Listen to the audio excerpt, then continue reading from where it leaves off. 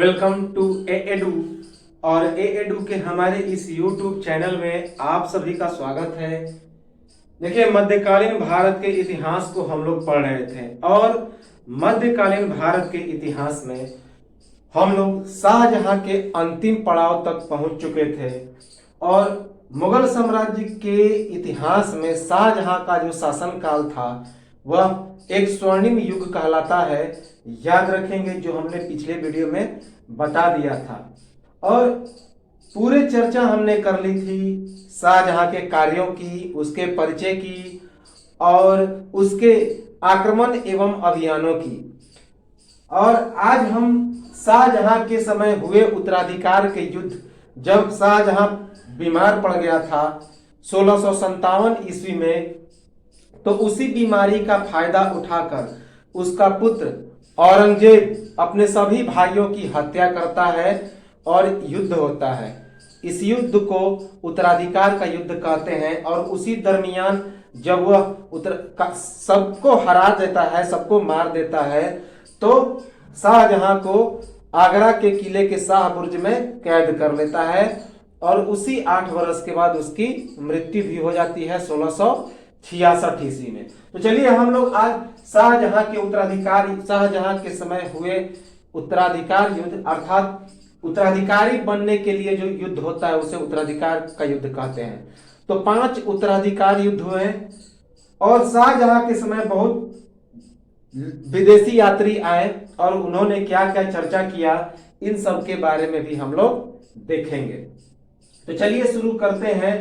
शाहजहां 19 जनवरी 1628 ईस्वी से 31 जुलाई 1658 ईस्वी तक मुगल साम्राज्य का शासक रहता है। तो शाहजहां 19 जनवरी 1628 ईस्वी से 31 जुलाई 1658 ईस्वी तक दिल्ली साम्राज्य का, मुगल साम्राज्य का शासक रहता है। तो चलिए हम इन 5 उत्तराधिकार युद्ध को बारी बारी से चर्चा करते हैं। सबसे पहले ये क्रम है 5 युद्ध, उसके बाद कौन से वर्ष में हुए हैं, किनके बीच हुए, इसका विजेता कौन बना, किस स्थान पर यह युद्ध लड़ा गया और कुछ अन्य तथ्य। तो क्रम प्रथम, द्वितीय, तृतीय, चतुर्थ, पंचम, उसके बाद वर्ष, किनके बीच युद्ध हुआ, विजेता कौन बना, किस स्थान पे लड़ा गया और कुछ अन्य तथ्य, ये सभी हम लोग उत्तराधिकार के युद्ध में देखेंगे। तो सबसे पहले प्रथम के बारे में। तो प्रथम उत्तराधिकार युद्ध 24 फरवरी 1658 ईस्वी को शाहजहां, शाह शुजा तथा दारा शिकोह के बीच हुआ था, जिसमें दारा शिकोह की तरफ से दारा शिकोह का पुत्र सुलेमान शिकोह एवं आमेर के राजा जयसिंह ने भाग लिया। इसमें दारा सिंह के पुत्र सुलेमान शिकोह एवं आमेर के राजा जयसिंह विजय हो जाते हैं।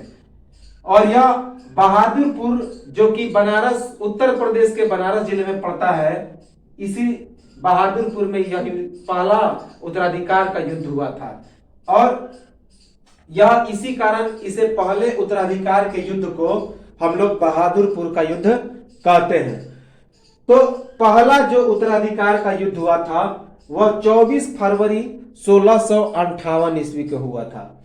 24 फरवरी 1658 ईस्वी को यह युद्ध शाह शुजा और दारा शिकोह के बीच हुआ था।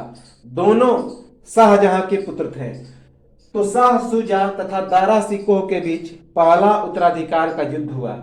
इस युद्ध में दारा शिकोह की तरफ से उसका पुत्र सुलेमान शिकोह और आमेर के राजा जयसिंह भाग लेते हैं। और इस युद्ध में दारा शिकोह के पुत्र सुलेमान शिकोह एवं आमेर के राजा जयसिंह जीत जाते हैं, विजेता हो जाते हैं। और यह युद्ध बनारस के, जो कि उत्तर प्रदेश में पड़ता है, बहादुरपुर में लड़ा गया था। तो बनारस के बहादुरपुर में लड़े जाने के कारण इसे बहादुरपुर का युद्ध कहा गया है। याद रखेंगे, इसे बहादुरपुर का युद्ध कहा गया, बहादुरपुर का युद्ध। तो याद रखेंगे कि पहले उत्तराधिकार युद्ध को बहादुरपुर का युद्ध कहा जाता है। क्यों? क्योंकि यह पहला उत्तराधिकार युद्ध था जो 24 फरवरी 1658 ईस्वी को शाह शुजा और दारा शिकोह के बीच हुआ था। इसमें दारा शिकोह की तरफ से उसका पुत्र सुलेमान शिकोह एवं आमेर के राजा जयसिंह ने भाग लिया था। इस युद्ध में दारा शिकोह के पुत्र सुलेमान शिकोह एवं राजा जयसिंह विजेता बनते हैं और यह युद्ध उत्तर प्रदेश के बनारस जिले के बहादुरपुर में हुआ था। इसी कारण इसे बहादुरपुर का युद्ध कहा जाता है। दूसरा उत्तराधिकार युद्ध 25 अप्रैल 1658 ईस्वी को हुआ था। तो दूसरा उत्तराधिकार युद्ध 25 अप्रैल 1658 ईस्वी को हुआ था। यह युद्ध औरंगजेब एवं मुराद बख्श, एक तरफ औरंगजेब एवं मुराद बख्श थे तथा दूसरी तरफ दारा शिकोह था। औरंगजेब एवं दारा शिकोह, औरंगजेब एवं मुराद बख्श तथा दारा शिकोह के बीच दारा शिकोह की तरफ से महाराजा जसवंत सिंह एवं कासिम खान ने भाग लिया। इसमें विजेता कौन बना? तो औरंगजेब एवं मुराद बख्श। यह युद्ध मध्य प्रदेश के उज्जैन जिले के धर्मट नामक स्थान पे हुआ था, इसीलिए इसे धर्मट का युद्ध भी कहा जाता है। तो दूसरे उत्तराधिकार युद्ध को धर्मट का युद्ध कहा जाता है। युद्ध में विजय की खुशी में औरंगजेब द्वारा फतेहाबाद शहर का निर्माण। तो याद रखेंगे कि दूसरा जो उत्तराधिकार का युद्ध हुआ था वह 25 अप्रैल 1658 ईस्वी को हुआ था। इस युद्ध में औरंगजेब एवं मुराद बख्श एक तरफ थे और दूसरे तरफ था दारा शिकोह, और दारा शिकोह की तरफ से महाराजा जसवंत सिंह और कासिम खान ने भाग लिया था। इस युद्ध में औरंगजेब एवं मुराद बख्श जीत जाते हैं, विजेता बनते हैं, और यह युद्ध मध्य प्रदेश के उज्जैन जिले में धर्मट नामक स्थान पर होता है। इसी कारण इसे धर्मट का युद्ध कहा जाता है। इस युद्ध में विजय की खुशी में औरंगजेब द्वारा एक शहर का निर्माण किया जाता है। उस शहर का नाम था फतेहाबाद। तो याद रखेंगे कि दूसरा उत्तराधिकार का युद्ध, जो दूसरा उत्तराधिकार का युद्ध होता है वह 25 अप्रैल 1658 ईस्वी को होता है। तो दूसरा उत्तराधिकार युद्ध 25 अप्रैल 1658 ईस्वी को होता है। इसमें एक तरफ औरंगजेब एवं मुराद बख्श थे और दूसरी तरफ दारा शिकोह था। दारा शिकोह की तरफ से महाराजा जसवंत सिंह एवं कासिम खान ने भाग लिया। इस युद्ध में औरंगजेब एवं मुराद बख्श विजेता बनते हैं, जीत जाते हैं, और यह युद्ध मध्य प्रदेश के उज्जैन के धर्मट नामक स्थान पर होता है। इस कारण इसे धर्मट का युद्ध कहा जाता है। इस युद्ध में विजय की खुशी में औरंगजेब ने फतेहाबाद नामक एक नए शहर का निर्माण किया। इंपॉर्टेंट है। तो पूछा गया है यह प्रश्न कि किस युद्ध में औरंगजेब ने फतेहाबाद शहर का निर्माण किया? तो दूसरे उत्तराधिकार के युद्ध में, जिसे धर्मट का युद्ध कहते हैं, और यह धर्मट मध्य प्रदेश के उज्जैन जिला में पड़ता है। और यह युद्ध औरंगजेब एवं मुराद बख्श के साथ दारा शिकोह का युद्ध था। इसमें दारा शिकोह की तरफ से महाराजा जसवंत सिंह एवं कासिम खान ने भाग लिया था। यह युद्ध 25 अप्रैल 1658 ईस्वी को हुआ था। तीसरा उत्तराधिकार का युद्ध 8 जून 1658 ईस्वी को हुआ, औरंगजेब एवं दारा शिकोह के बीच। इसमें औरंगजेब विजेता बनता है और यह युद्ध सामूगढ़, जो कि आगरा में पड़ता है, इसी कारण इसे सामूगढ़ का युद्ध बोलते हैं। सामूगढ़ का युद्ध। तो तीसरा जो उत्तराधिकार का युद्ध होता है वह 8 जून 1658 ईस्वी को होता है। औरंगजेब एवं दारा सिकोह के बीच। इसमें औरंगजेब विजेता बनता है और यह युद्ध आगरा के सामूगढ़ में होता है, इसी कारण इसे सामूगढ़ का युद्ध कहा जाता है। तो इंपॉर्टेंट है कि तीसरा उत्तराधिकार युद्ध 8 जून 1658 ईस्वी को कहां पे हुआ, तो आगरा के सामूगढ़ में। इसी कारण, जो कि उत्तर प्रदेश में पड़ता है, इसी कारण इसे सामूगढ़ का युद्ध कहते हैं। और यह युद्ध औरंगजेब एवं दारा सिकोह के बीच, औरंगजेब एवं दारा सिकोह के बीच हुआ। इसमें औरंगजेब विजेता बनता है। चौथा 5 जनवरी 1659 ईस्वी को हुआ था। तो चौथा उत्तराधिकार का युद्ध 5 जनवरी 1659 ईस्वी को चौथा उत्तराधिकार का युद्ध हुआ। तो इंपॉर्टेंट है, इससे प्रश्न पूछा गया है चौथे उत्तराधिकार के युद्ध से, कि चौथा उत्तराधिकार का युद्ध औरंगजेब और शाह शुजा के बीच होता है 5 जनवरी 1659 ईस्वी को, औरंगजेब तथा शाह शुजा के बीच। इस युद्ध में औरंगजेब विजेता बनता है और यह युद्ध उत्तर प्रदेश के इलाहाबाद जिले के खजुआ नामक स्थान पे हुआ, इसीलिए इसे खजुआ का युद्ध कहा जाता है।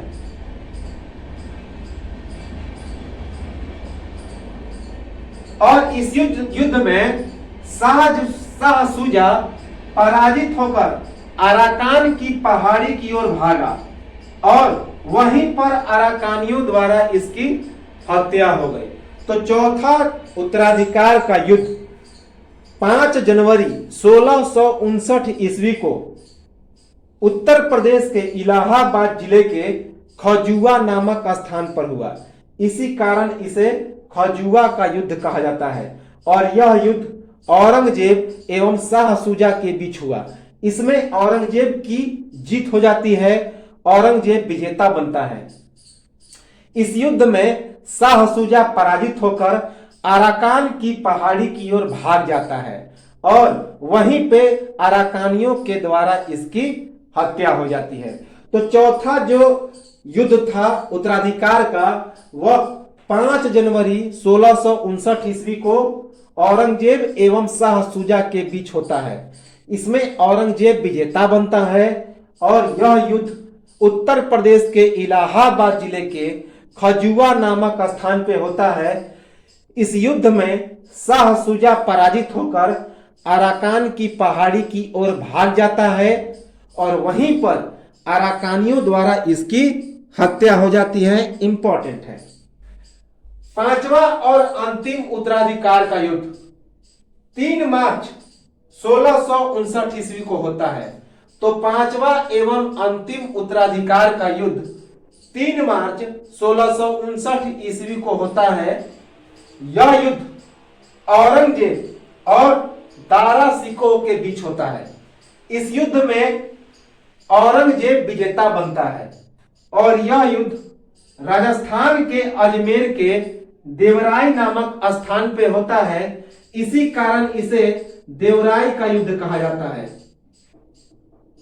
देवराई का युद्ध। तो याद रखेंगे कि जो पांचवा एवं अंतिम उत्तराधिकार का युद्ध होता है, तो वह 3 मार्च 1659 ईस्वी को औरंगजेब एवं दारा सिकोह के बीच होता है। इस युद्ध में औरंगजेब विजेता बनता है और यह युद्ध राजस्थान के अजमेर जिले के देवराई नामक स्थान पे होता है। इसी कारण इसे देवराई का युद्ध भी कहते हैं। याद रखेंगे, इंपॉर्टेंट है। तो यहां पे हम लोग इसको नोट कर लें ताकि क्लियर दिखाई दे। इसे कौन सा युद्ध कहते हैं? तो यह देवराई का युद्ध है।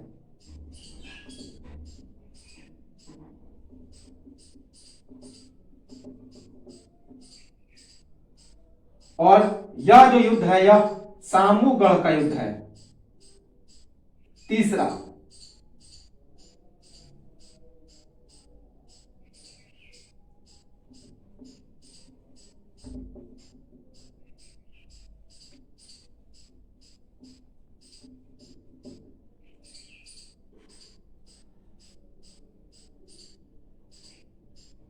तो इस प्रकार पांचवा जो युद्ध हुआ और जो कि अंतिम उत्तराधिकार का युद्ध था, 3 मार्च 1659 ईस्वी को औरंगजेब एवं दारा सिकोह के बीच हुआ, जिसमें औरंगजेब विजेता बनता है और यह युद्ध राजस्थान के अजमेर जिले के देवराई नामक स्थान पे होता है।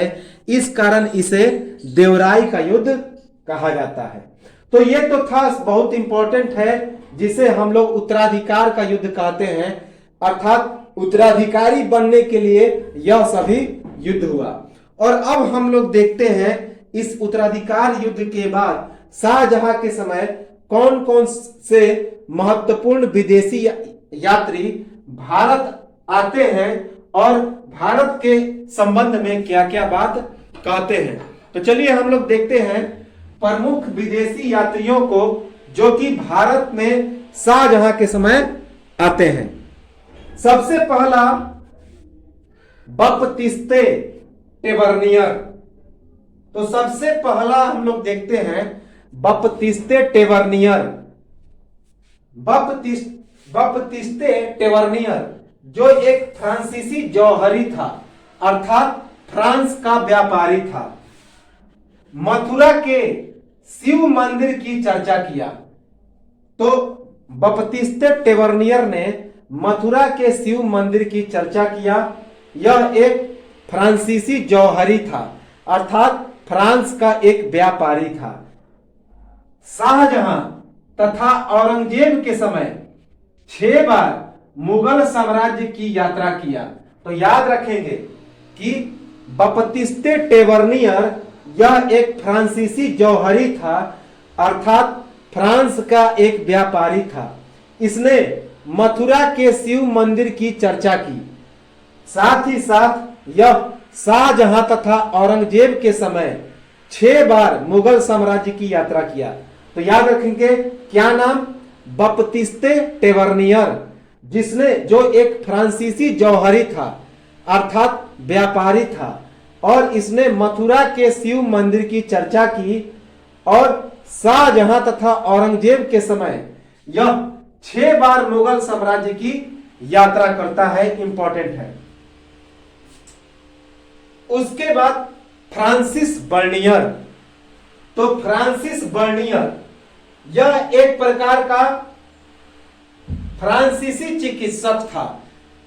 तो फ्रांसिस बर्नियर एक फ्रांसीसी चिकित्सक था, अर्थात फ्रांस का एक डॉक्टर था। दारा सिकोह एवं औरंगजेब के बीच उत्तराधिकार के युद्ध का प्रत्यक्षदर्शी। तो दारा सिकोह और औरंगजेब के बीच जो उत्तराधिकारी बनने के लिए उत्तराधिकार का युद्ध हुआ था, तो उसका यह प्रत्यक्षदर्शी था, अर्थात आंखों से इसने लाइव देखा था।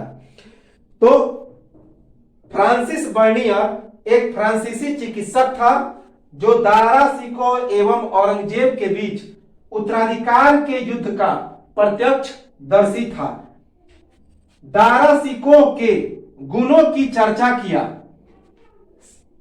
तो जो फ्रांसिस बर्नियर था वह दारा सिकोह के गुणों की चर्चा किया। शाह सूजा को षड्यंत्रकारी कहा। और शाह सूजा को क्या कहा, षड्यंत्रकारी। कश्मीर के धरती एवं कश्मीर के साल उद्योग की प्रशंसा की। भारत में मंदिर तोड़ने की चर्चा की। भारत में मध्यम वर्ग नहीं था, यह बात भी कहा किसने, तो फ्रांसिस बर्नियर ने। तो याद रखेंगे कि शाहजहां के समय एक और फ्रांसीसी यात्री आया था जिसका नाम था फ्रांसिस बर्नियर, जो एक फ्रांसीसी चिकित्सक था, अर्थात फ्रांस का एक डॉक्टर था। वह दारा सिकोह एवं औरंगजेब के बीच हुए उत्तराधिकार के युद्ध का प्रत्यक्षदर्शी था, अर्थात उसने आंखों देखा, उस युद्ध को आंखों देखा। और उसने भारत में मंदिर को तोड़ने की चर्चा की कि भारत में मंदिर तोड़ा जाता है।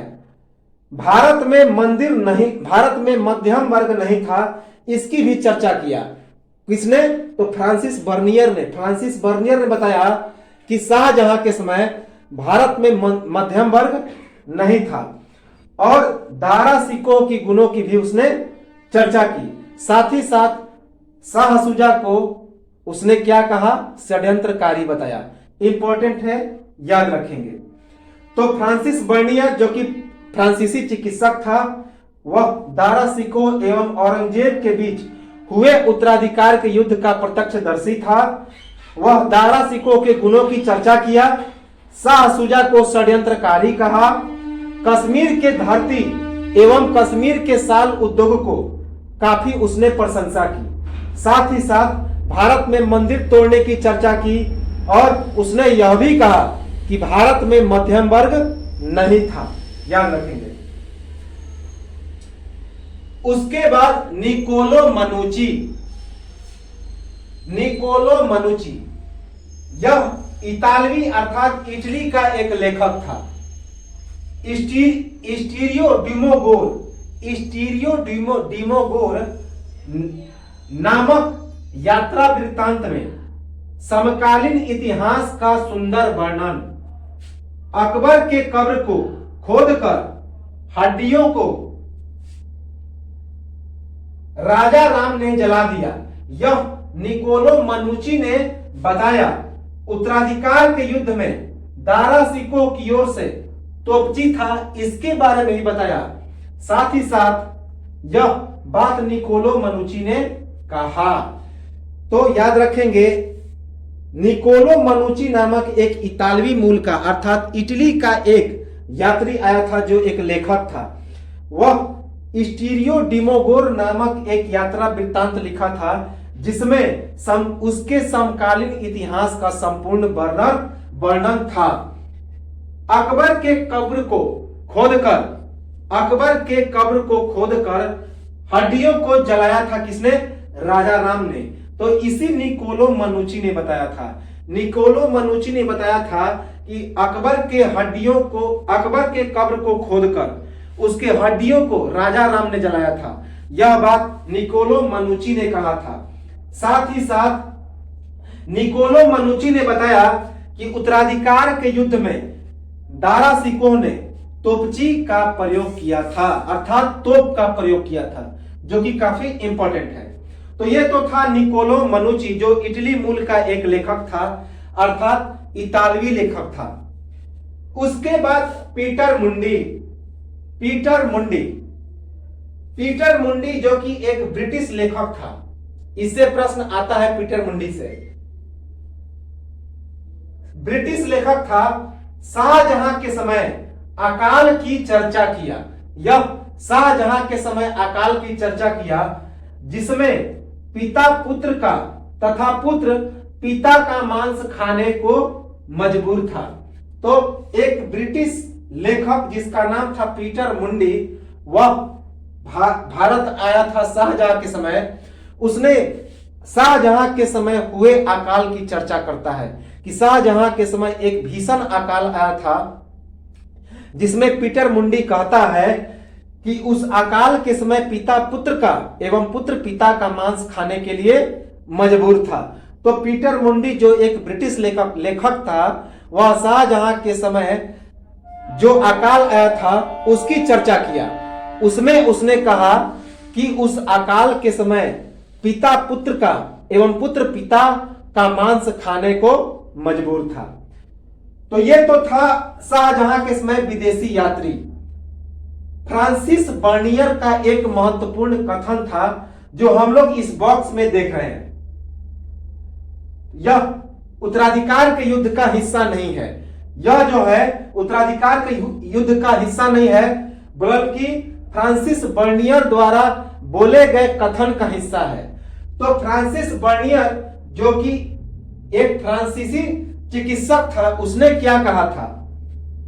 मैंने सूरत में आकर यह भी मालूम किया कि शाहजहां की उम्र इस समय 70 वर्ष के लगभग है और उसके 4 पुत्र एवं 2 पुत्रियां हैं और कई वर्ष हुए उसने अपने चारों पुत्रों को भारतवर्ष के बड़े बड़े 4 प्रदेशों का जिनका राज्य का एक एक भाग कहना चाहिए संपूर्ण अधिकार प्रदान कर दिया है। तो फ्रांसिस बर्नियर का क्या कथन था, जो कि फ्रांसीसी चिकित्सक था। उसने कहा कि मैंने सूरत में आकर यह भी मालूम किया कि शाहजहां की उम्र इस समय 70 वर्ष के लगभग है और उसके 4 पुत्र एवं 2 पुत्रियां हैं और कई वर्ष हुए उसने अपने चारों पुत्रों को भारतवर्ष के बड़े बड़े 4 प्रदेशों को, जिनका राज्य का एक एक भाग कहना चाहिए, संपूर्ण अधिकार प्रदान कर दिया है।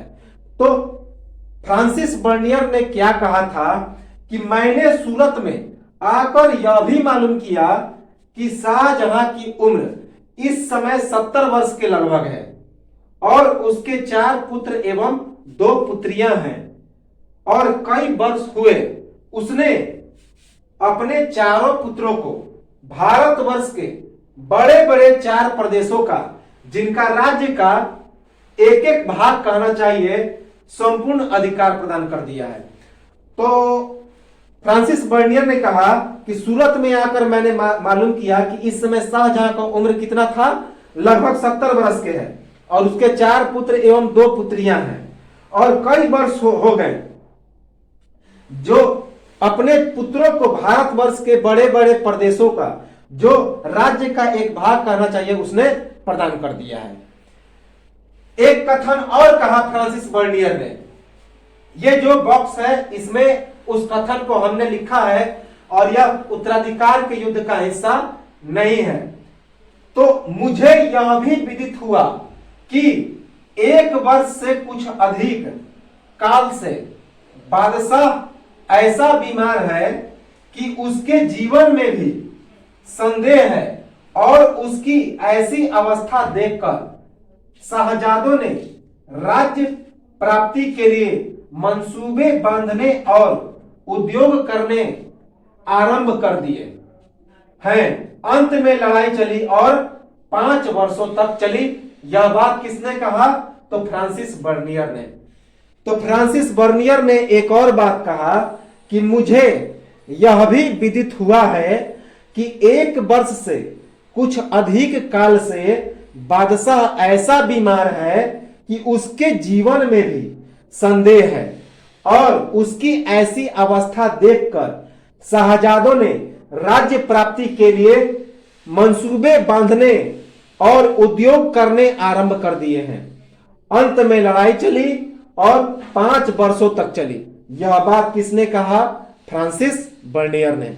यह बात कब कहा? जब 1657 ईस्वी में शाहजहां बीमार हो जाता है और यह उत्तराधिकारी का युद्ध चलता है तब। तो क्या कहा कि मुझे यह भी विदित हुआ है कि 1 वर्ष से कुछ अधिक काल से बादशाह ऐसा बीमार है कि उसके जीवन में भी संदेह है।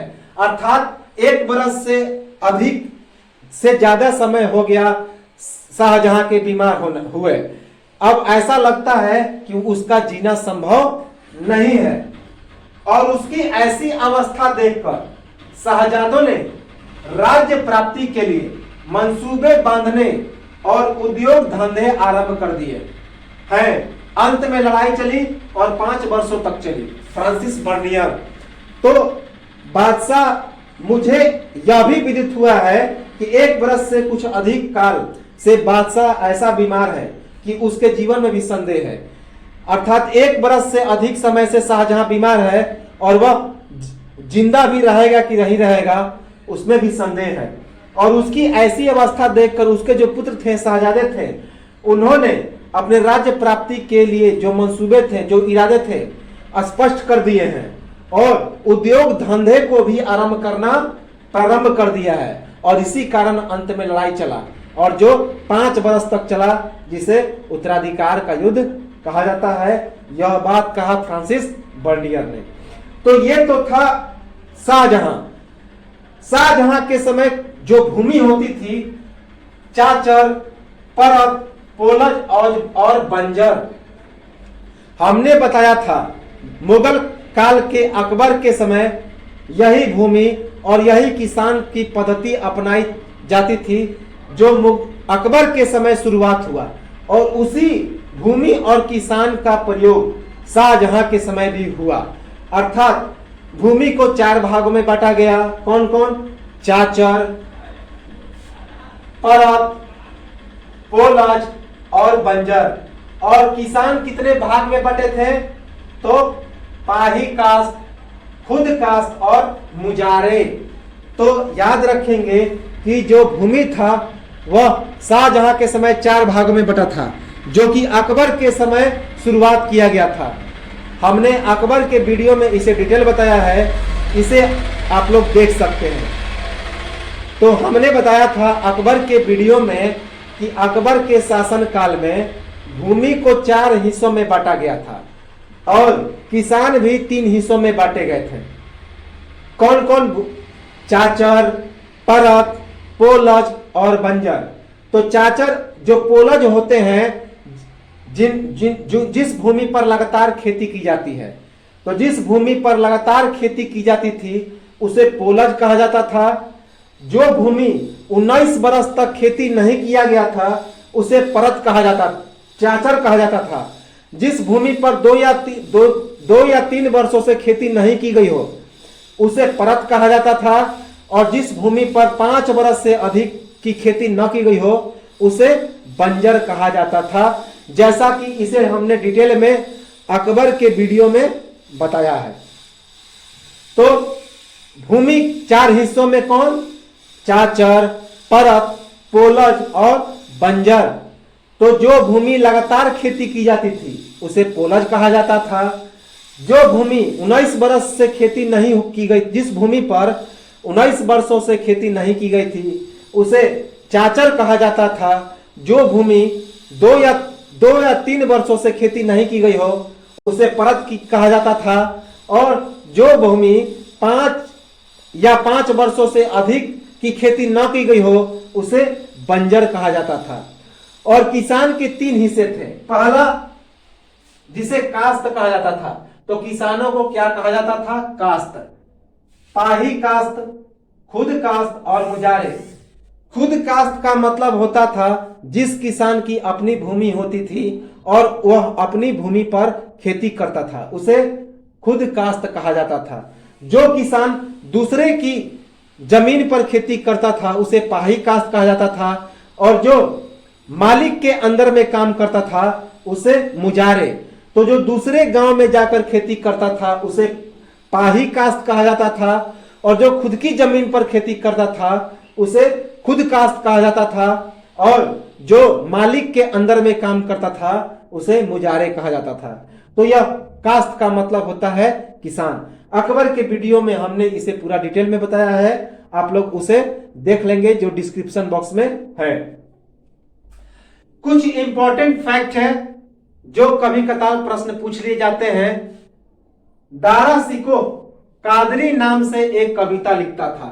याद रखेंगे कि दारा शिकोह कादरी नाम से, कादरी उपनाम से कविता लिखता था। तो जो दारा शिकोह था वह कादरी सिलसिला से संबंधित रखता था। हमने इसे बताया था कि दारा शिकोह का जो गुरु थे वे कादरी सिलसिला से संबंधित थे। इसी कारण जो दारा शिकोह था वह कादरी उपनाम से कविता लिखता था। याद रखेंगे, ये परीक्षा में पूछा गया है कि दारा शिकोह किस उपनाम से कविता लिखता था, तो कादरी। दारा शिकोह कादरी उपनाम से कविता लिखता था।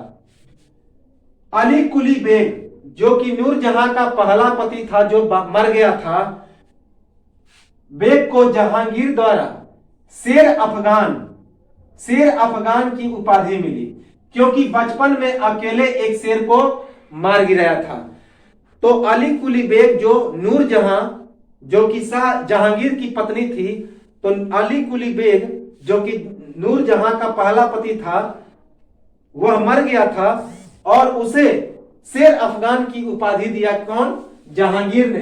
क्यों? क्योंकि बचपन में अली कुली बेग ने एक शेर को अकेले ही मार गिराया था। तो अली कुली बेग को जहांगीर के द्वारा शेर अफगान की उपाधि मिली, जो कि नूरजहां का पहला पति था। क्योंकि बचपन में अकेले ही उसने एक शेर को मारा था।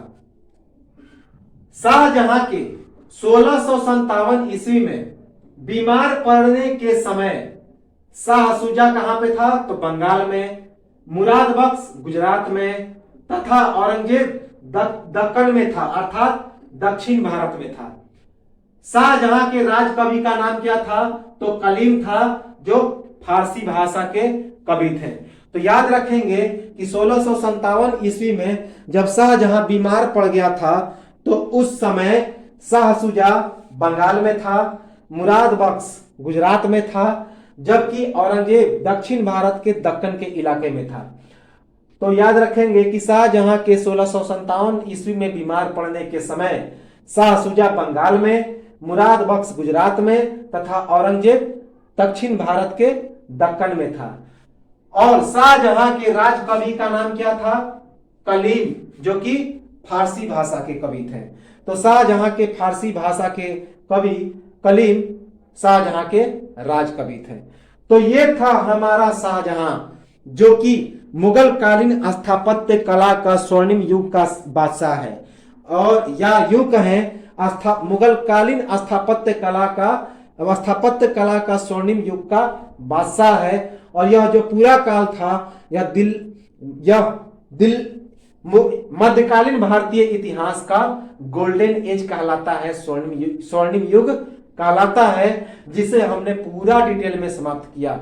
इससे ज्यादा फैक्ट नहीं पूछे जाएंगे, क्योंकि इससे ज्यादा फैक्ट है ही नहीं। तो इसे सुने, बार बार नोट्स बनाते चलें, खुद से भी एक अपने अलग अंदाज में नोट्स बना सकते हैं। पूरे तथ्यों को जोड़ें, लिखें, बार बार वीडियो को देखें और सब्सक्राइब कर लें, ताकि आने वाले वीडियो आपको इंफॉर्म मिल जाए, उसकी सूचना आपको मिल जाए। तो एक बार इसका स्क्रीनशॉट ले लें और लाइक करें, सब्सक्राइब करें, कमेंट करें और शेयर करें।